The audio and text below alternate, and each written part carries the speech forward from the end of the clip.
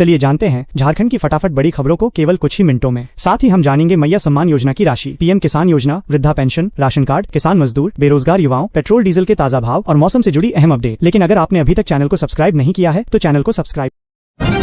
राज्य के स्वास्थ्य मंत्री ने अंतर्राष्ट्रीय युवा दिवस के अवसर पर प्रदेश की जनता को एक बड़ी सौगात दी है। स्वास्थ्य विभाग द्वारा शुरू की गई नई सेवा के तहत अब एक विशेष टोल फ्री नंबर डायल करने के मात्र 15 मिनट के भीतर मरीज के घर या अस्पताल तक आवश्यक ब्लड कंपोनेंट पहुंचा दिया जाएगा। इस त्वरित रक्त आपूर्ति सेवा का उद्देश्य आपातकालीन स्थिति में मरीजों की जान बचाना है। स्वास्थ्य मंत्री ने बताया कि यह सुविधा राज्य के सभी प्रमुख जिलों में चरणबद्ध तरीके से लागू की जा रही है, जिससे लोगों को काफी राहत मिलेगी।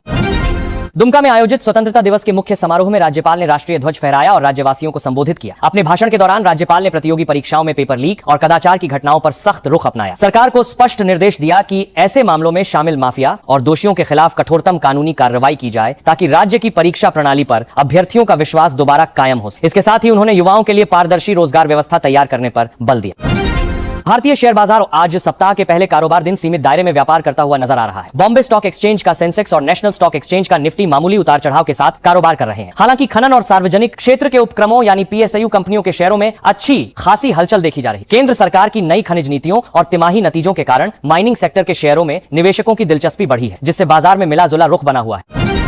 चतरा जिला जेल में बंद एक कैदी की संदिग्ध परिस्थितियों में मौत होने से जेल प्रशासन में हड़कंप मच गया। जेल अधिकारियों का दावा है कि कैदी ने जेल के भीतर खुदकुशी की है, जबकि मृतक के परिजनों ने जेल प्रशासन पर हत्या करने का गंभीर आरोप लगाया है। मृतक आर्म्स एक्ट के एक मामले में जेल में बंद था। घटना की सूचना मिलते ही न्यायिक और प्रशासनिक अधिकारी मौके पर पहुंचे और शव को कब्जे में लेकर पोस्टमार्टम के लिए भेजा दिया। परिजनों की मांग पर मामले की मजिस्ट्रेट जांच शुरू कर गई है।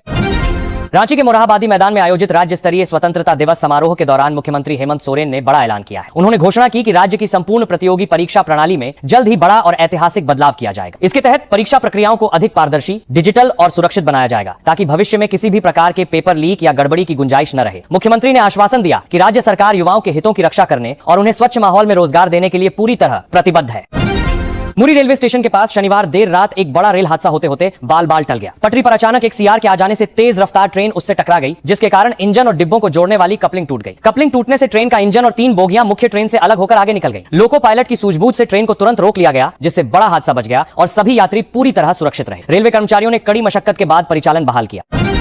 रांची की मुख्य सब्जी मंडियों में लगातार हो रही बारिश और आवक कम होने के कारण हरी सब्जियों की कीमतों में जबरदस्त उछाल आया है। थोक और खुदरा बाजारों में टमाटर और हरी मिर्च के दाम आसमान छू रहे हैं, जिससे आम गृहिणियों का बजट पूरी तरह गड़बड़ा गया है। व्यापारियों का कहना है कि खेतों में जलभराव के कारण स्थानीय फसलें बर्बाद हुई हैं और बाहरी राज्यों से भी आपूर्ति प्रभावित हुई है। जब तक मौसम सामान्य नहीं होता तब तक सब्जियों की दरों में राहत मिलने की संभावना काफी कम नजर आ रही है।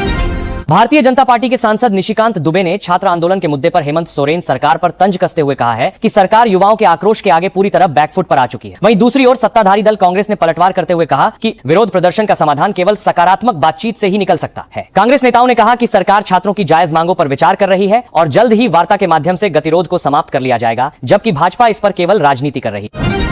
कोल्हान प्रमंडल की विभिन्न जेलों में सुरक्षा व्यवस्था को बेहद कड़ा और हाईटेक बनाने की तैयारी शुरू कर दी गई है। कारागार प्रशासन ने जेलों के ढांचागत बदलाव के साथ साथ आधुनिक तकनीक से लैस निगरानी प्रणाली स्थापित करने की योजना बनाई है। इसके तहत जेल परिसर में आर्टिफिशियल इंटेलिजेंस आधारित सीसीटीवी कैमरे, बॉडी वॉर्न कैमरे और अत्याधुनिक सिग्नल जैमर लगाए जाएंगे। इस कदम का मुख्य उद्देश्य जेल के भीतर से होने वाली आपराधिक गतिविधियों और अवैध संचार पर पूरी तरह रोक लगाना है, ताकि कानून व्यवस्था बनाए रखी जा सके। गुमला जिले में एक दर्दनाक सड़क दुर्घटना में स्कूटी सवार युवक की मौके पर ही झुलसकर मौत हो गई। घटना दोपहिया वाहनों की आमने सामने की भीषण टक्कर के बाद हुई, जिसके बाद स्कूटी के ईंधन टैंक में अचानक आग लग गई। आग इतनी तेजी से फैली कि स्कूटी सवार को संभलने का मौका तक नहीं मिला। दुर्घटना में बाइक सवार 2 अन्य युवक भी गंभीर रूप से घायल हुए हैं, जिन्हें नजदीकी अस्पताल में भर्ती कराया गया है। पुलिस ने शव को बरामद कर मामले की गहन जांच शुरू कर दी। महारत्न कंपनी कोल इंडिया लिमिटेड में कार्यरत अधिकारियों के लिए एक बेहद अच्छी और बड़ी खबर आई है। कंपनी के विभागीय पदोन्नति बोर्ड ने E7 ग्रेड से E8 ग्रेड में 100 से अधिक वरिष्ठ अधिकारियों को प्रमोट करने की सिफारिश कर दी है। इस पदोन्नति से अधिकारियों के वेतनमान, पदनाम और जिम्मेदारियों में बढ़ोतरी होगी। लंबे समय से पदोन्नति का इंतजार कर रहे कोल इंडिया और उसकी सहायक कंपनियों के अधिकारियों में इस फैसले के बाद खुशी की लहर है। इस निर्णय से कंपनी के प्रबंधन ढांचे को मजबूती मिलेगी। विश्व प्रसिद्ध देवघर श्रावणी मेले के तीसरे सोमवार को बाबा बैद्यनाथ धाम में श्रद्धालुओं का अपार सैलाब उमड़ पड़ा। बाबा का जलाभिषेक करने के लिए देश विदेश से आए कांवरियों की कतार नंदन पहाड़ तक लगभग 10 किलोमीटर लंबी लग गई। इस बार सावन का धाम में श्रद्धालुओं का भाड़ा करने के लिए बाबा नवी 10 किलोमीटर लंबी लग गई। उनके साथ सोमवार के साथ नागपंचमी का दुर्लभ धार्मिक संयोग बनने से मंदिर परिसर में अल सुबह से ही हर हर महादेव के जयकारे गूंज रहे हैं। जिला प्रशासन और पुलिस बल ने भीड़ को नियंत्रित करने और कांवरियों की सुरक्षा एवं सुविधा के लिए पुख्ता इंतजाम किए हैं।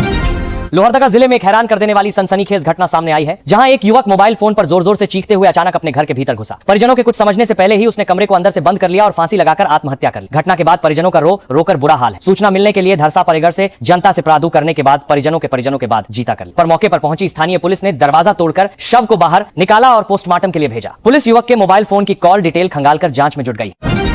झारखंड प्रदेश प्रोफेशनल कांग्रेस कमेटी द्वारा रांची के प्रसिद्ध बीएनआर चाणक्य होटल में झारखंड थिंक फ्यूचर कॉन्क्लेव का भव्य आयोजन किया जा रहा है। इस राज्य स्तरीय सम्मेलन में देश और प्रदेश के लगभग 250 से अधिक विषय विशेषज्ञ, बुद्धिजीवी, उद्योगपति और नीति निर्माता जुट रहे हैं। इस कॉन्क्लेव का मुख्य उद्देश्य राज्य के सर्वांगीण विकास, नए रोजगार के अवसरों के सृजन, तकनीकी नवाचार और भविष्य की आर्थिक नीतियों पर गहन विचार विमर्श करना है। कार्यक्रम में कई वरिष्ठ राजनीतिक और प्रशासनिक हस्तियां भी हिस्सा ले रही।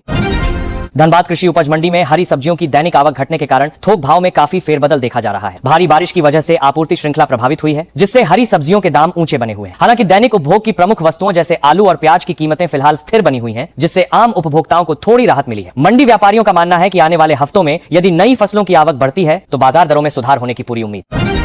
रामगढ़ जिले में पुलिस और खूंखार अपराधियों के बीच हुई मुठभेड़ में एक बड़ी सफलता हासिल हुई। कुख्यात गैंगस्टर प्रिंस खान गिरोह का एक निशानेबाज यानी शूटर पुलिस की गोली पैर में लगने से घायल हो गया, जिसे तुरंत गिरफ्तार कर लिया गया। पुलिस को गुप्त सूचना मिली थी कि गिरोह के सदस्य किसी बड़ी आपराधिक घटना को अंजाम देने की फिराक में। पुलिस द्वारा घेराबंदी करने पर अपराधियों ने गोलीबारी शुरू कर दी, जिसके बाद जवाबी कार्रवाई में शूटर पकड़ा गया। उसके पास से हथियार और कारतूस बरामद हुए।